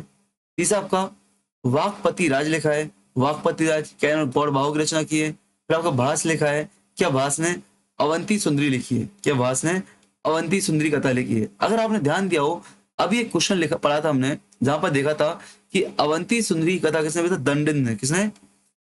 दंडिन ने की थी। किसने की थी? दंडिन ने की थी, ना कि भास ने। तो आपके 3 तो आपको सही है कि विलन ने यहाँ पे लिखा है, देखो अवंती सुंदरी कथा दंड ने की थी। भास ने स्वप्नवास दत्ता जैसे नाटकों की रचना की। इस बात को आपको याद रखना है, ठीक है ना? ठीक, जो कि संस्कृत का नाटक है। बकाया आपको याद रखना है बिल्हन की, बिल्हन अब हिंदी में लिख लो, थोड़ा आपको हिंदी चाहिए ना, तो विलन विक्रमांक देवचरित, विक्रमांक देवचरितम विलन का है। कर्ण का राजतरंगिणी था, ठीक ना? जयानक आपके हैं, जयानक का क्या, पृथ्वीराज विजय आपका हो गया, पृथ्वीराज विजय आपका हो जाएगा बेटा। साथ ही साथ आपका वाकपति राज का, वाकपति राज का गौड़ वाह आपका हो जाएगा। दंडन का क्या हो जाएगा, दंडन का अवंती सुंदरी हो जाएगा, अवंती सुंदरी आपका दंडन का हो जाएगा, ठीक ना? भास का आपका क्या हो जाएगा, भास का आपका स्वप्नवास दत्ता हो जाएगा, जो कि संस्कृत का नाटक है, ठीक है ना? चलो अगला क्वेश्चन आपके सामने है, निम्नलिखित में से कौन सा युग में सम्मिलित नहीं है? फिर से रचनाएं पूछेगी बेटा। यहाँ पे लिखा है आर्यभट्ट की रचना आर्यभट्टियम,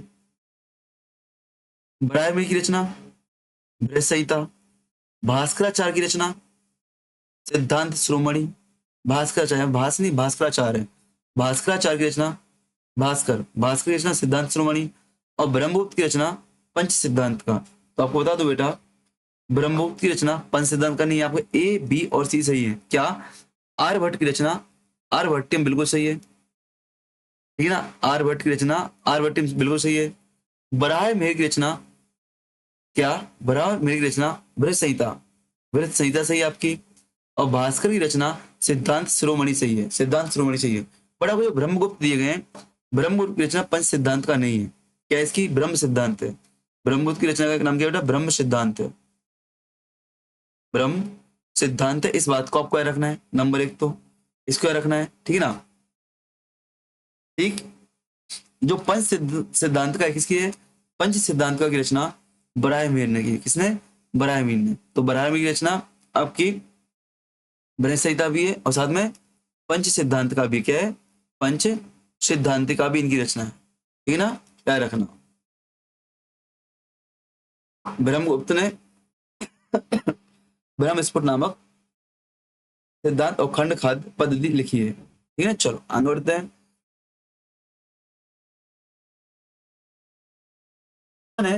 फक्र ए मुवद्दिर, फक्र ए मुदब्बिर ने अपनी रचना किताबुल हर्ब वसुजात किस शासक को समर्पित की है? फक्र ए मुदब्बिर रचनाकार का नाम है, इनकी रचना है आदाबुल हर्ब व सुजात, आदाबुल हर्ब व सुजात किस शासक को समर्पित की है?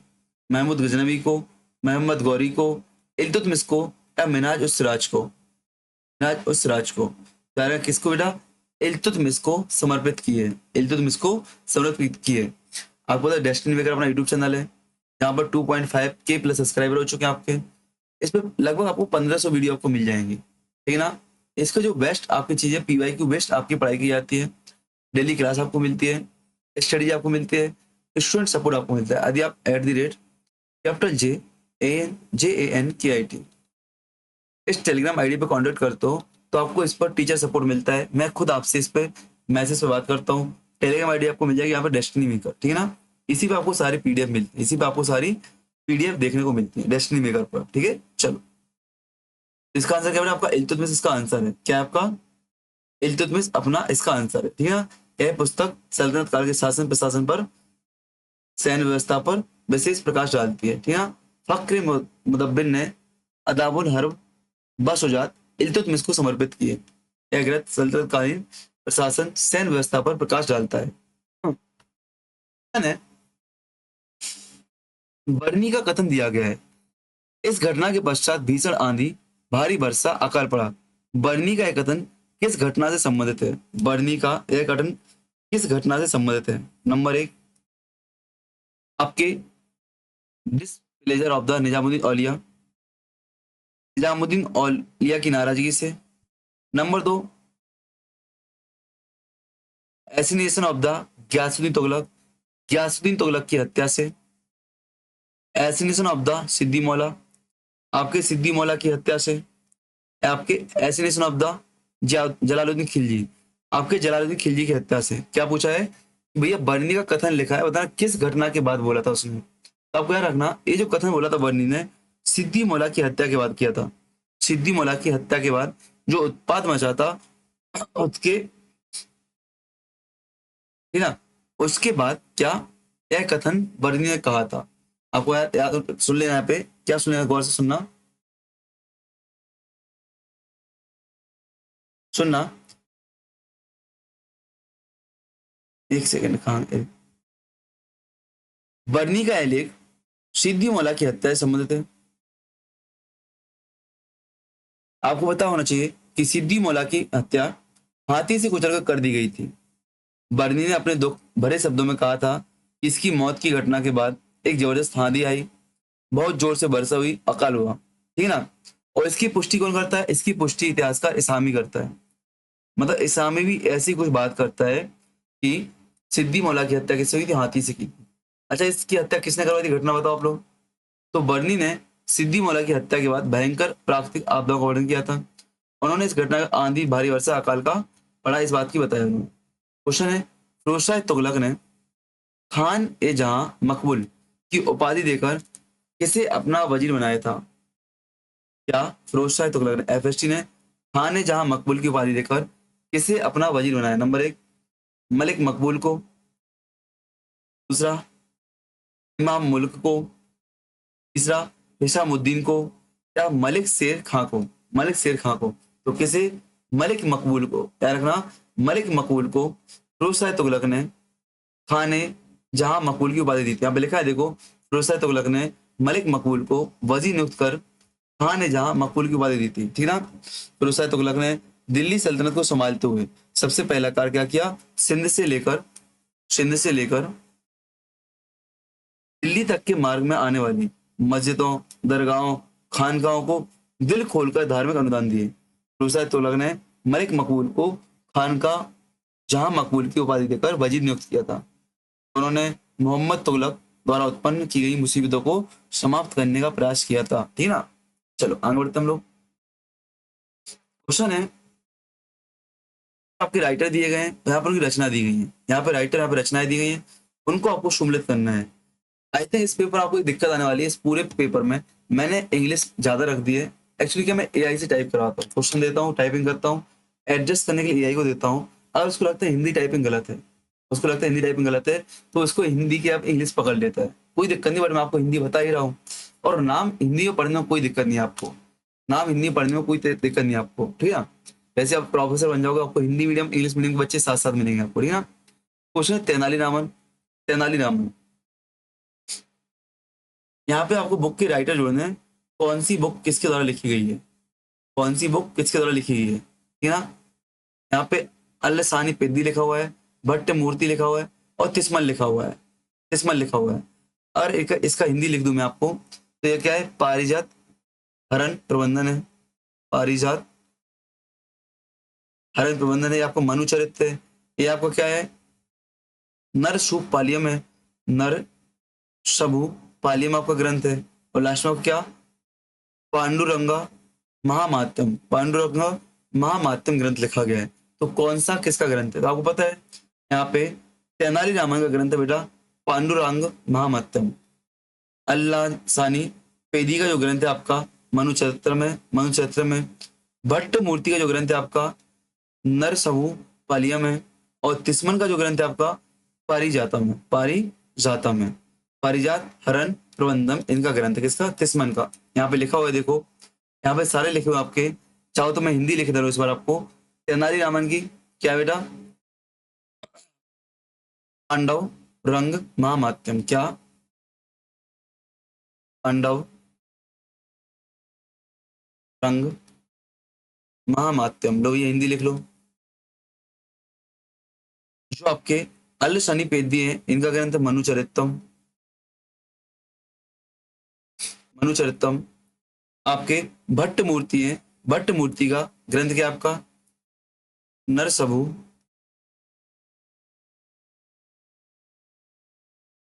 नरसभु पालियम, पालियम। और तिस्मन का आपका है, तिस्मन का पारिजात हरण प्रबंधम, क्या, पारिजात, हरण, प्रबंधम। भैया लिख लो, हिंदी में लिख लो। ये चीजें आप ना नोट्स करते जाया करो, बुक में लिखते जाया करो, ठीक है ना। अपने नोट में लिखते जाया करो, क्यों? जिससे आपको याद हो जाएंगे, आपके पास नोट्स भी बन जाएंगे। आपको क्या लगता है मैं यहाँ पे लिखने में टाइम बर्बाद क्यों करता हूँ? मैं लिखने में टाइम बर्बाद इसलिए करता हूँ क्योंकि आप भी लिख रहे होंगे मेरे माइंड में, कि आप भी इसको लिख रहे होंगे। जब आप भी इसको लिख रहे होंगे ना, तो फिर आपके भी समय रहेगा, क्लास को पॉज ना करना पड़े, आप क्लास को देखते हुए लिखते जाए, जिससे आपका समय उतना ही लगे जो क्लास की ड्यूरेशन है। क्वेश्चन है, तालीकोटा के युद्ध के समय विजयनगर साम्राज्य की वास्तविक शक्ति किसके हाथों में थी? तालीकोटा के युद्ध के समय विजयनगर साम्राज्य की वास्तविक शक्ति किसके हाथों में थी? सदाशिव, तिरुमल, राम राय या गिलानी बंधु? तालीकोटा के युद्ध के समय पर वास्तविक शक्ति किसके? राम राय के हाथ में थी, ठीक है ना। राम राय के हाथ में थी। देखो यहाँ पर राजा कौन था बेटा? राजा तो सदाशिव था। तालीकोटा के युद्ध के समय पर राजा तो सदाशिव था। कई बच्चे इसको सदाशिव आंसर लाए, बट राजा सदाशिव था, बट इसका जो अधिकारी था उसके हाथ में वास्तविक सत्ता थी। कौन था वो अधिकारी? राम राय। कौन था बेटा? राम राय इसका वास्तविक अधिकारी था। तो सदाशिव के शासनकाल में वास्तविक सत्ता राम राय के हाथ में थी। उसने साम्राज्य के शासन की बुनियादी परिवर्तन किए थे, ठीक है ना, याद रखना। तालीकोटा का युद्ध कब? 1565 में हुआ था। कहाँ पे? राक्षसी तंगड़ी गांव के समीप। राक्षसी तंगड़ी गांव के समीप, इसलिए अपन इसको क्या राक्षस तंगड़ी का युद्ध भी कहते हैं। राक्षस तंगड़ी का युद्ध भी कहते हैं। इसमें क्या हुआ था? मुस्लिम महासंघ ने विजयनगर को तहस नहस करने के उद्देश्य से युद्ध किया था, ठीक ना। मुस्लिम महासंघ ने क्या किया था? विजयनगर को तहस नहस करने के उद्देश्य से युद्ध किया था, ठीक ना।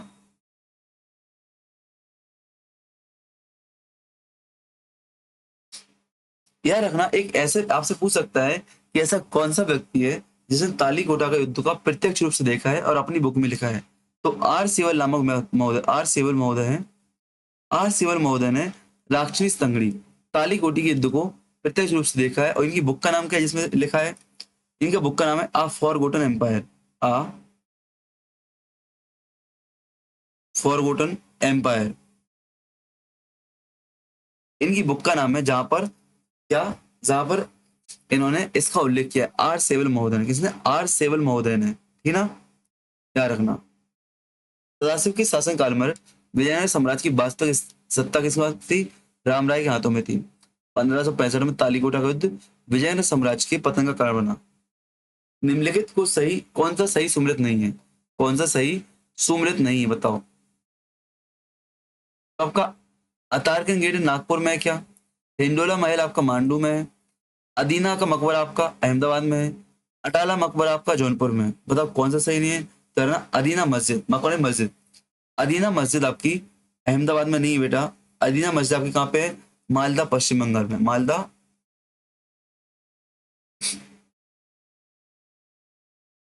पश्चिम बंगाल, कहाँ पे? मालदा पश्चिम बंगाल में। इस बात को आप कहना यार ना। अताकरण गेट कहाँ पे आपका? नागपुर में।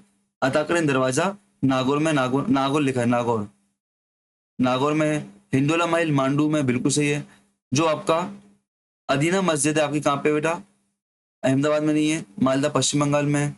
और अटाला मस्जिद आपकी कहाँ पे है? जौनपुर में है। अटाला मस्जिद आपकी कहाँ पे है? जौनपुर में, ठीक है ना।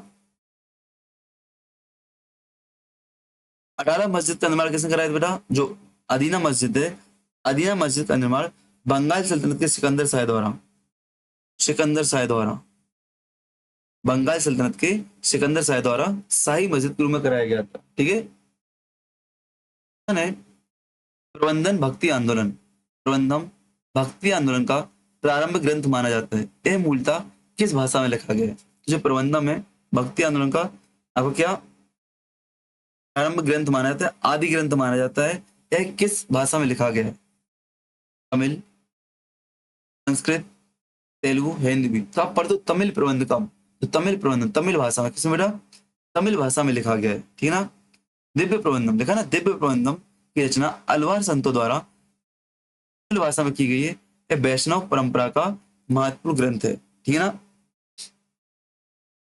वैष्णव संतों को अलवार कहा जाता था, आपको पता होना चाहिए। एवं इनके ग्रंथ को नालियर प्रबंधम या दिव्य प्रबंधम, क्या नालियर प्रबंधम या दिव्य प्रबंधन कहा जाता था। तमिल क्षेत्रों के सरदारों, पल्लवों, पांडवों द्वारा इन्हें अत्यधिक भूमि दान में दी जाती थी। दिव्य प्रबंधन मूलतः तमिल भाषा में लिखा गया है, जिसमें इसने नलियर का अर्थ है 400, जो नलियर इसमें, नलियर का अर्थ क्या है बेटा, 4000 श्लोक से है। यह काव्य ग्रंथ नारायण या विष्णु की स्तुति में रचे गए हैं, जिसकी रचना किसके द्वारा, नाथ मुनि द्वारा की गई है। इसके द्वारा तमिल दिव्य प्रबंधन में जो आपके श्लोक लिखे गए हैं, इसकी रचना नाथ मुनि नामक कवि द्वारा लिखी गई है, या नाथ मुनि द्वारा, संत द्वारा लिखी गई है। ठीक है ना, क्या रखना, नलियर प्रबंधनम को या दिव्य प्रबंधन को तमिल वेद भी कहा जाता है, 5वां वेद, तमिल वेद भी कहा जाता है, तमिल वेद के नाम से भी इसको जानते हैं। इस बात को आपको याद रखना, ठीक ना। चलो, आपका चरखा और रहट, जो पर्शियन व्हील है, पर्शियन का सर्वप्रथम उल्लेख क्रमशः किन ग्रंथों में मिलता है, बताओ। जो आपका चरखा और रहट है, इसका उल्लेख किसमें मिलता है, चरखा और रहट का मिरात ए सिकंदरी, मिरात ए सिकंदरी, ये आपका खुजाइन उल फुतूह में मिलता है। तारीख फिरोज शाही, ये आपका किताब उल हिंद में मिलता है। फुतुह उस सलातीन या बाबरनामा में मिलता है। एक किताब उल हिंद या अकबरनामा में। ध्यान रखना आपको, जो रहट और चरखा है, इसका उल्लेख फुतुह उस सलातीन और बाबरनामा में मिलता है, फुतुह उस सलातीन और बाबरनामा में मिलता है, ठीक है ना, याद रखना, ठीक है ना। लिखा है चरखा का सबसे पहला उल्लेख फुतुह उस सलातीन मिलता है, और रहट का उल्लेख बाबरनामा में मिलता है, बाबरनामा में मिलता है, ठीक है ना। ठीक,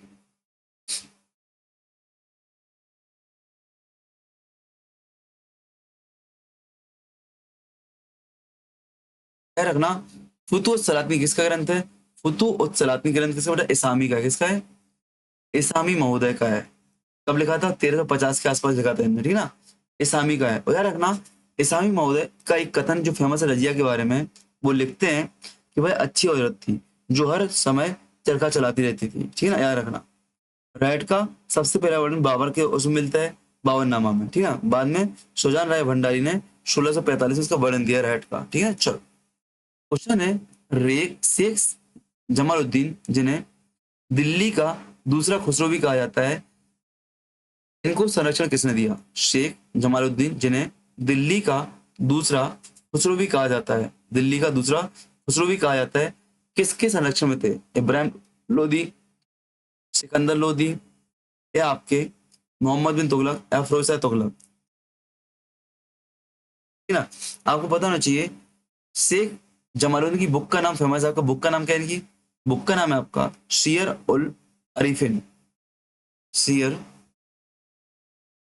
उल अरीफिन इनकी बुक का नाम है, अरीफिन इनकी बुक का नाम है, सियर उल अरीफिन इनकी बुक का नाम है। क्वेश्चन है, शेख जमालुद्दीन, जिन्हें दिल्ली का दूसरा खुसरो कहा जाता है, इनको किसका संरक्षण था, इब्राहिम लोदी, सिकंदर लोदी, मोहम्मद बिन तुगलक, या फिरोज शाह तुगलक, किसका था बेटा, सिकंदर लोदी का, किसका था, सिकंदर लोदी का संरक्षण था, ठीक है ना, सिकंदर लोदी का संरक्षण था, ठीक है ना।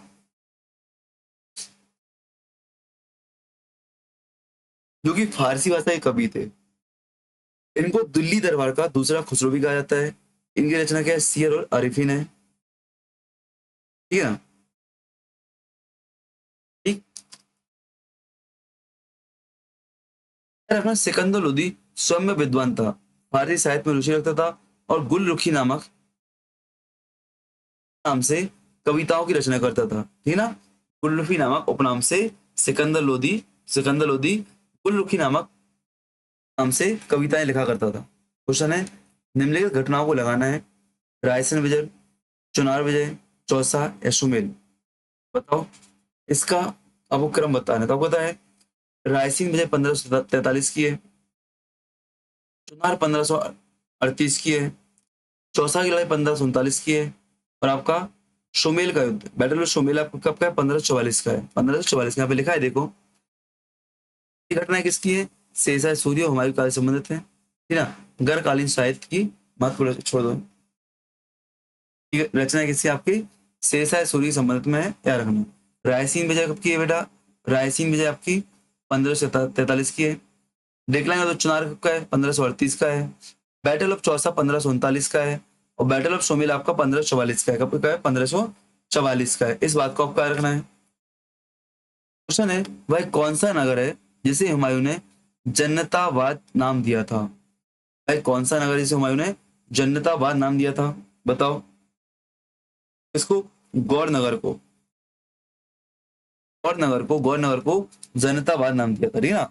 उजड़ा हुआ शहर जिसमें सड़कों पर लाशों के ढेर पड़े थे, जिसका नाम बदलकर हुमायूं ने जनताबाद रखा था, क्या है बेटा? गौर नगर है। 8 माह तक राग रंग में डूबा रहता, ठीक है ना। हुमायूं ने उजड़े हुए गौर नगर का नाम बदलकर जनताबाद रखा था। वह वहां कई महीनों तक उत्सव और विलास में डूबा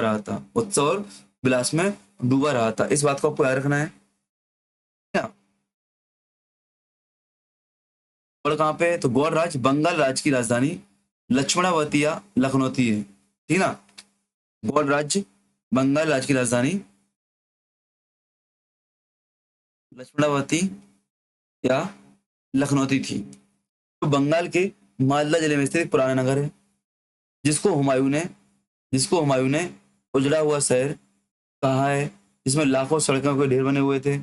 इसका नाम बदलकर जनताबाद रखा था, ठीक है ना। चलो आगे बढ़ते अपन लोग। ये अपना यही मार्केटिंग भाई। चलो, शेरशाह सूरी के समय पर परगने के मुख्य अधिकारी कौन थे? शेरशाह सूर्य के समय पर परगने के मुख्य अधिकारी कौन थे? मुकद्दम पटवारी, कारकुन पटवारी, सिकदार या मुंसिफ, सिकदार, मुंसिफ या मुंसिपान, कौन थे बताओ?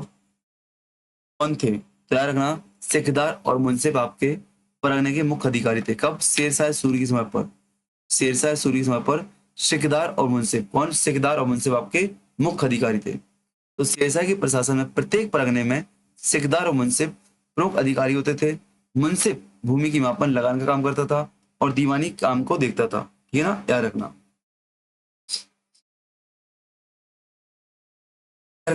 शेरशाह के शासनकाल में सरकार क्या था? जिला था।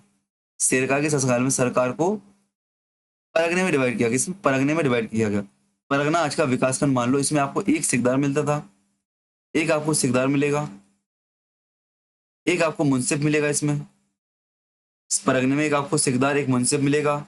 आपको एक पोतदार मिल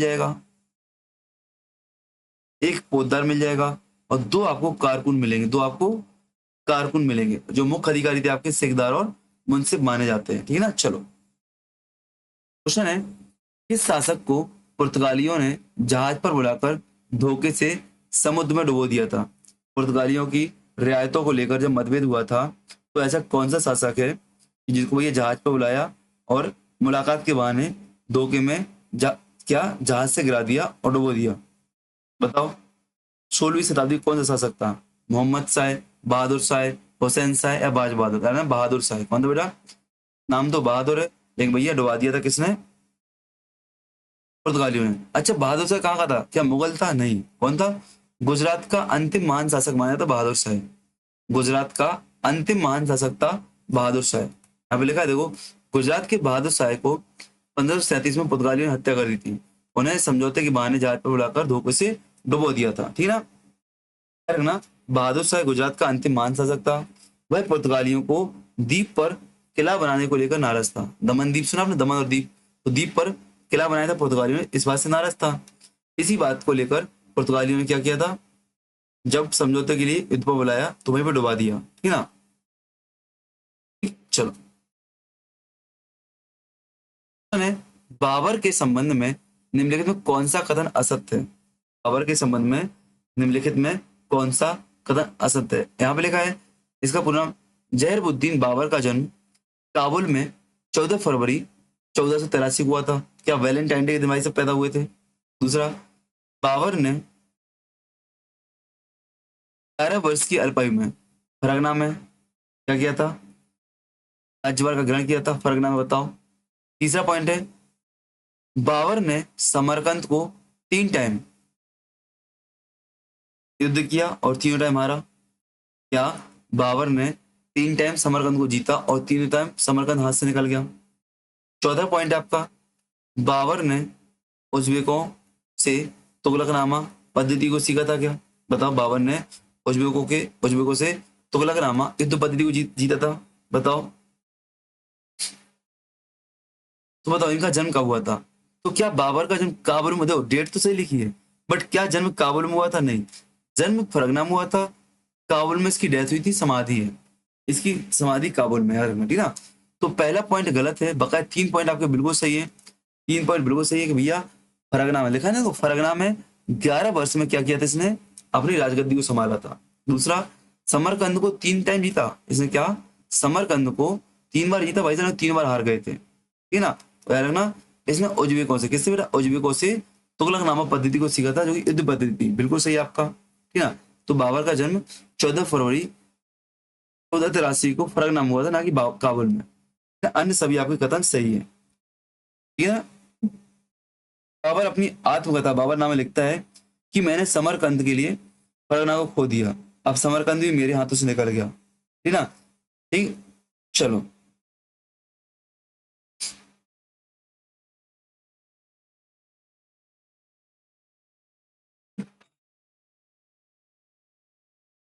ने 1560 के बाद अकबर का प्रथम और अंतिम विजय अभियान क्रमशः कौन सा था? 1560 के बाद जब अकबर ने राजगद्दी संभाली, तो भैया पहला और अंतिम अभियान, पहला कौन सा था और अंतिम अभियान कौन सा था? तो याद होगा, पहला अभियान मालवा का था और अंतिम अभियान असीरगढ़ था, असीरगढ़ था, ठीक ना। असीरगढ़ विजय आपको पता है सोने की चाबी की विजय कही जाती है, असीरगढ़ विजय आपकी सोने की चाबी की विजय कही जाती है, बताओ। तो यार है ना, अकबर ने जब पहला अभियान किया, मालवा के सूबेदार अब्दुल खान को दंडित करने के लिए किया था, किसको? मालवा के सूबेदार, यहाँ पे लिखा हो देखो, ठीक है भैया, ठीक है, नहीं लिखा है लिख लो। तो जो पहला आपका अभियान था, मालवा के सूबेदार अब्दुल्ला खां को दंडित करने के लिए था, अब्दुल्ला खां को दंडित करने के लिए था, और 1564 में यहाँ से चला जाता है और मालवा पर अधिकार कर लिया। अंतिम विजय जो थी आपकी असीरगढ़ के खिलाफ थी, और असीरगढ़ में कौन था राजा? मीरन बहादुर, मीरन बहादुर आपको यहाँ पे राजा मिलेगा असीरगढ़ में, ठीक है ना, याद रखना। ठीक, 1601 में, 1601 में आपको मीरन बहादुर यहाँ पे राजा मिलेगा, ठीक है। चलो नेक्स्ट क्वेश्चन देखो यहाँ पे, इसका आंसर क्या होगा बताओ। अकबर के शासनकाल की घटनाओं को आपको क्रम से लगाना है। आप पता देखो, अकबर के शासन की घटनाएं बार बार आती हैं, आपको एक तरीका क्या होता है, जब भी ये चीज आती है ना, तो आप तुरंत यहाँ पे लिखने मत बैठ जाओ। जब बार बार आती है तो एक पेज लो, गूगल करो, तुरंत अकबर के टाइम की सभी घटनाओं को लिखने बैठ जाओ। क्या, तुरंत सभी घटनाओं को लिख डालो, है ना।